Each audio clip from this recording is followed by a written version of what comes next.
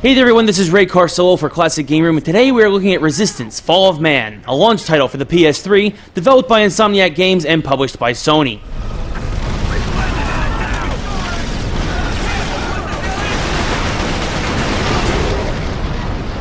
Set in the year 1951 in an alternate history, you play as United States soldier Sergeant Nathan Hale, who is on his way to Britain with his task force to help retrieve a secret weapon. Oh, and it just so happens to be in the midst of a giant mutant invasion by a race of beings simply known as the Chimera. The Chimera have been overwhelming forces all over the world with their advanced technology, superior physiology, and constantly growing numbers. The US knows it's only a matter of time before they come to their shores, and so this seems to be part of a last-ditch effort to start driving the Chimera back by supporting and bolstering the British. It's up to you as Hale to make sure that Britain does not lose the super-secret weapon and fall to the Chimera, or else you know the US's borders may be the next to go. Resistance is really just your basic first-person shooter when you boil down to the nitty-gritty base elements of this game. You take cover, you shoot at enemies when they stop shooting at you, you move on and maybe grab a super weapon or two along the way. The enemy AI is very good, showing proper firefight strategies such as flanking when possible or laying down suppressive fire, but like in most shooters, you pour enough bullets into the bad guys and they will fall like anything else. What makes this game great is everything surrounding this base gameplay experience though. The aspect of Resistance that struck me the most bluntly was how well Insomniac Games was able to meld the futuristic design of everything involving the Chimera with everything that you would expect from 1950s Britain. One second you're running through cobblestone streets, passing bomb and bullet-riddled dilapidated buildings. And the next you're hijacking a futuristic tank and trying to mow down these multi-eyed monsters and their lackeys to clear a path for your fellow foot soldiers.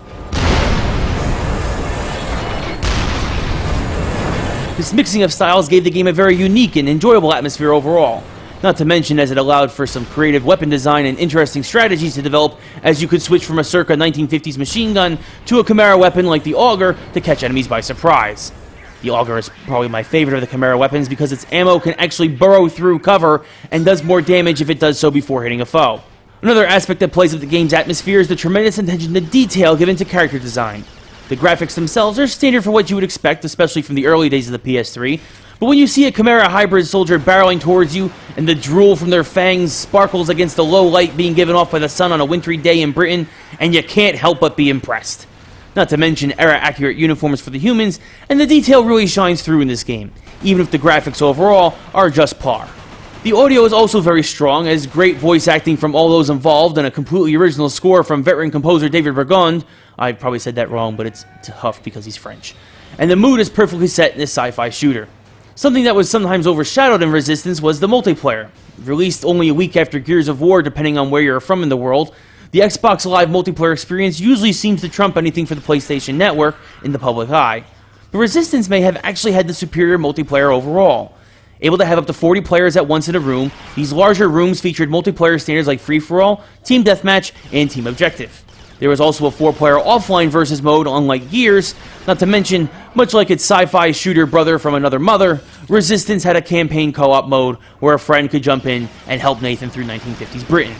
When all is said and done, Resistance: Fall of Man was probably the strongest launch title for the PS3, showing off what the system could do, while also providing a very appealing and entertaining sci-fi storyline.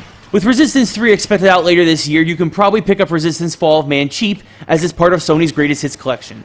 And if you're a fan of science fiction or shooters, then I highly recommend that you do so.